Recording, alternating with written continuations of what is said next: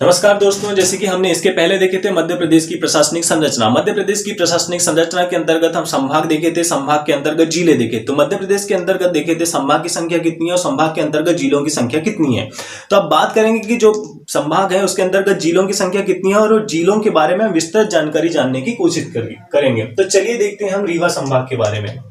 हमारा संभाग था रीवा संभाग। रीवा संभाग जैसे मैप की अवस्थिति के अनुसार देख रहे हैं, यहाँ पे रीवा संभाग यहाँ पूर्वी साइड पड़ेगा। रीवा संभाग के अंतर्गत 4 जिले आते थे, रीवा, सीधी, सतना और सिंगरौली। रीवा संभाग के अंतर्गत 4 जिले आते थे, रीवा, सीधी, सतना और सिंगरौली। तो हम बात करेंगे रीवा संभाग के अंतर्गत पहला जिला हमारे रीवा जिले की बात करेंगे। तो रीवा जिले की बात करेंगे। अब रीवा जिले का क्षेत्रफल देख लेते हैं, जिसका क्षेत्रफल है 6240 वर्ग किलोमीटर। रीवा जिले का क्षेत्रफल 6240 किलोमीटर है।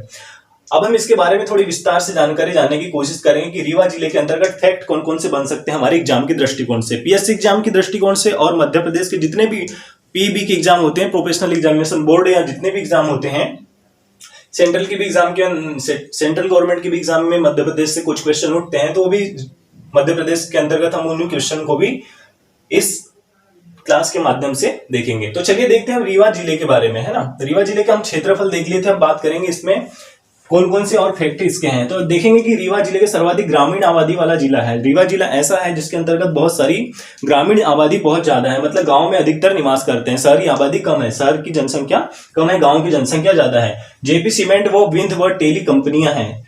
रीवा जिले की बात करेंगे तो जो रीवा जिला पड़ता है विंध्याचल श्रेणी विंध्य प्रदेश पड़ता है अपना रीवा सतना या रीवा पन्ना के पठार के अंतर्गत हमारा रीवा जिला आता है, जो जहां चूना पत्थर बहुत मिलता है, चूना पत्थर और जिप्सम बहुत अधिक प्राप्त होता है, जिससे सीमेंट बनता है। तो जेपी सीमेंट और विंध्य टेली कंपनियां यहाँ अवस्थित है रीवा संभाग में। अब बात करेंगे सफेद शेर की जन्मस्थली। मध्य प्रदेश का एकमात्र ऐसा स्थान है जहां सफेद शेर पाए जाते हैं। सफेद शेर पाए जाते हैं कहां पे? रीवा में पाए जाते हैं, इसलिए सफेद शेर की जन्मस्थली भी रीवा जिले को बोला जाता है। पूर्व विंध्य प्रदेश की राजधानी, पहले मध्य प्रदेश 1947 के पहले मध्य प्रदेश विंध्य प्रदेश के नाम से जाना जाता था। मध्य प्रदेश में जो विंध्य प्रदेश के नाम से जाना जाता था, अलग अलग रियासतें थी। 1947 से 1956 तक भी विंध्य प्रदेश के रूप में जाना जाता था, जिसकी राजधानी रखे थे रीवा। विंध्य प्रदेश की राजधानी थी रीवा। अब बात करेंगे यहाँ मध्य प्रदेश का सबसे ऊंचा प्रपात जो होता है हमारा जलप्रपात। मध्य प्रदेश का सबसे ऊंचा जलप्रपात चचाई जलप्रपात है, जो बिहड़ नदी में स्थित है, जो रीवा जिले के अंतर्गत आता है। यहाँ महामृत्युंजय का मेला लगता है। कहाँ लगता है महामृत्युंजय का मेला? रीवा जिले में महामृत्युंजय का मेला लगता है। प्रदेश का एकमात्र सैनिक स्कूल यहाँ पे है। अवधेश प्रताप सिंह विश्वविद्यालय भी रीवा जिले में है। आम अनुसंधान केंद्र गोविंदगढ़ रीवा में है। सुपारी के खिलौने बनते हैं यहाँ पे। पुलिस वाहन प्रशिक्षणशाला गोविंदगढ़ में है तथा मोटर वर्कशॉप भी गोविंदगढ़ रीवा में है। पुलिस वाहन प्रशिक्षणशाला व पुलिस मोटर वर्कशॉप रीवा, दोनों रीवा जिले में है। त्योंथर जो है त्योंथर पुरातात्विक स्थल है यहाँ का।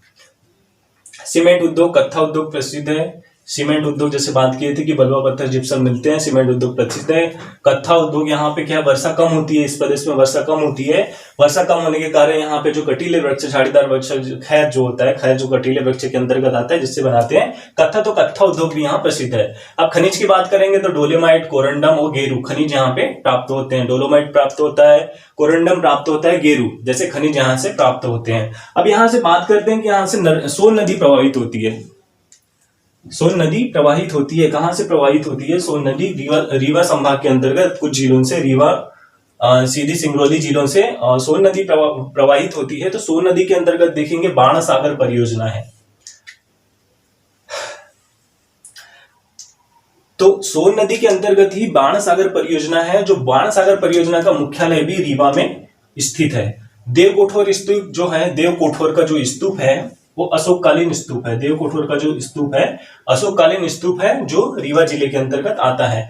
विंध्य विकास प्राधिकरण इसका मुख्यालय भी कहां पे है?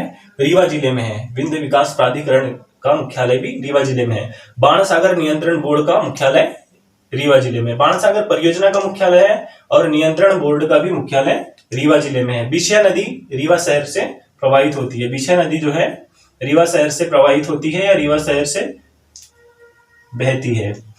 टोंस जल विद्युत सिरमौर में है। सिरमौर जो आता है हमारे रीवा जिले के अंतर्गत आएगा, जिसमें टोंस जल विद्युत स्थित है।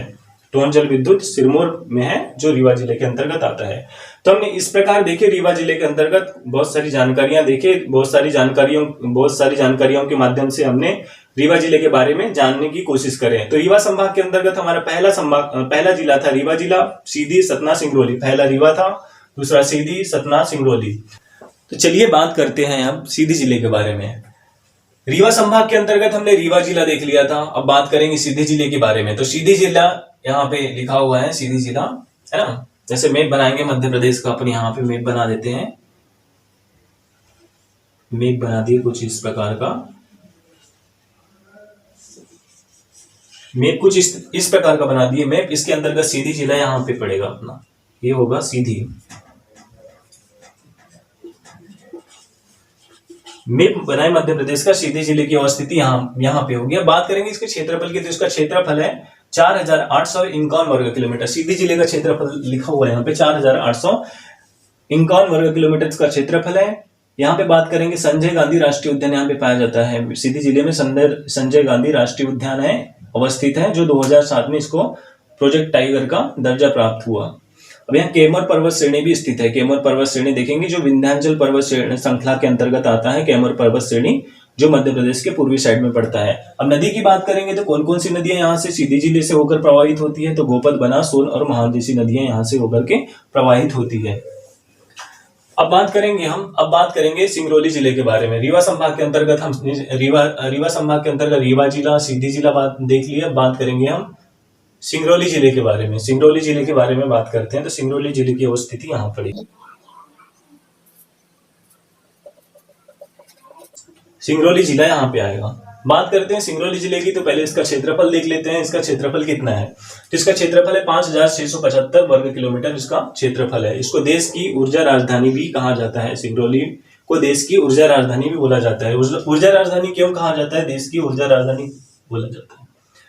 ऊर्जा राजधानी क्यों कहा जाता है, क्योंकि यहाँ सर्वाधिक कोयले का उत्पादन होता है। मध्य प्रदेश में सर्वाधिक जो कोयला का उत्पादन होता है वो सिंगरौली जिले में होता है, जिस वजह से सिंगरौली को देश की ऊर्जा राजधानी कहा जाता है। इसका नाम सिंगरौली कैसे पड़ा, जो श्रृंगावली था उसी से ही बना है सिंगरौली, तो इसका नाम श्रृंगावली से ही परिवर्तित होकर सिंगरौली पड़ा है।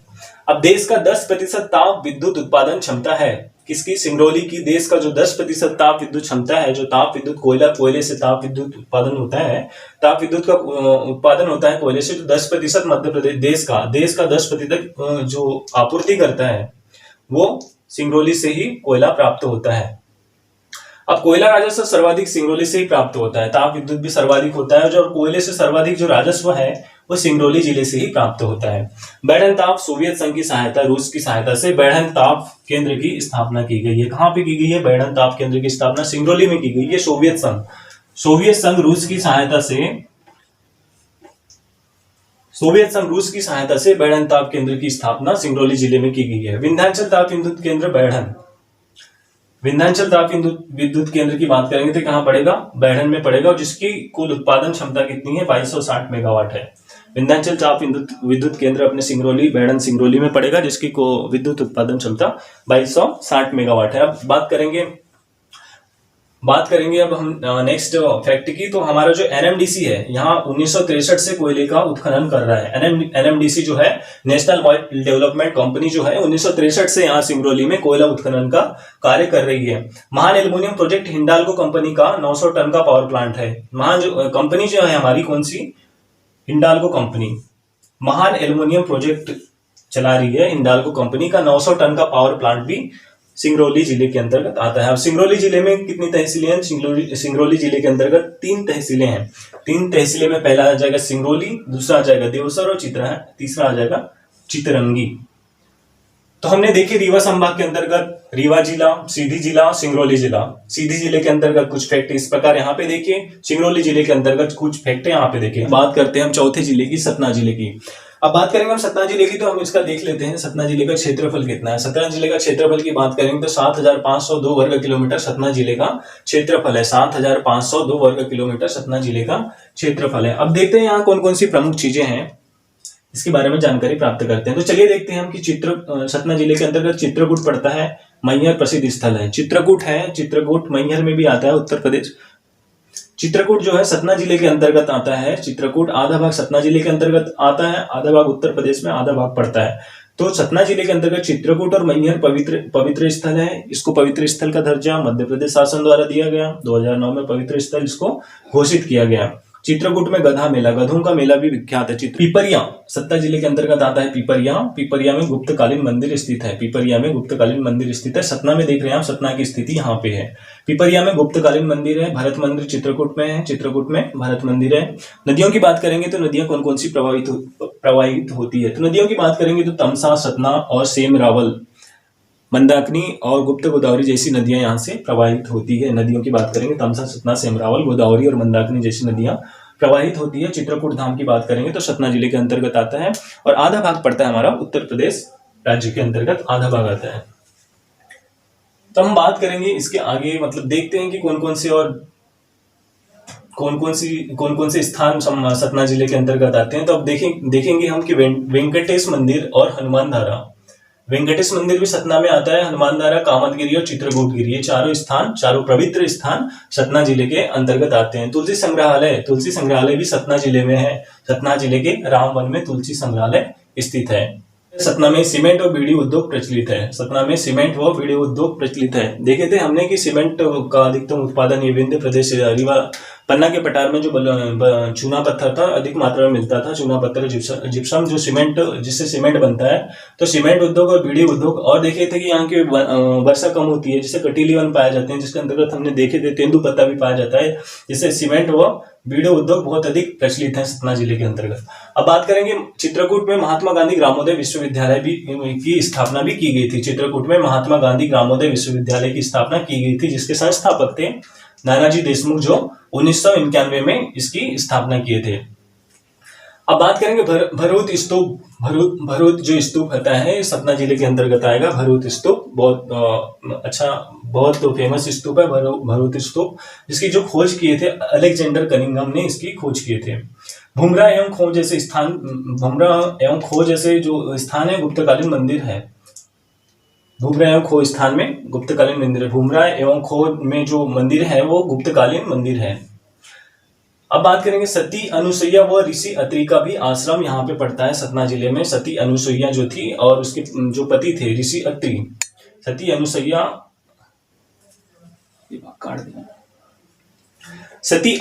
व ऋषि अत्रि का आश्रम भी सतना जिले में पड़ता है। ब्रह्मा विष्णु महेश ने बाल अवतार भी यहाँ लिया था। ब्रह्मा विष्णु महेश ने बाल अवतार भी चित्रकूट, यानी सतना जिले के अंतर्गत आता है। चित्रकूट यहाँ पे अवतार लिया था। मंदाकिनी और गोदावरी जैसी नदियां यहाँ से होकर प्रवाहित होती है। जैसे देखे थे नदियों में तमसा, सतना, सेमरावल नदियां देखे थे, और मंदाकिनी तो गोदावरी भी देखे थे। तो मंदाकिनी और गोदावरी जैसी नदियां भी चित्रकूट यानी सतना से प्रवाहित होती है। मैहर में शारदा देवी का मंदिर है, बहुत फेमस मंदिर है। चूना और गेरू के उत्पादन में शीर्ष जिला है। जैसे चूना पत्थर सर्वाधिक मिलता था वहां पे, तो चूना और गेरू के उत्पादन में ये शीर्ष उत्पादक वाला जिला आता है। बॉक्साइट भी मिलता है, खनिज की बात करेंगे यहाँ में बॉक्साइट मिलता है।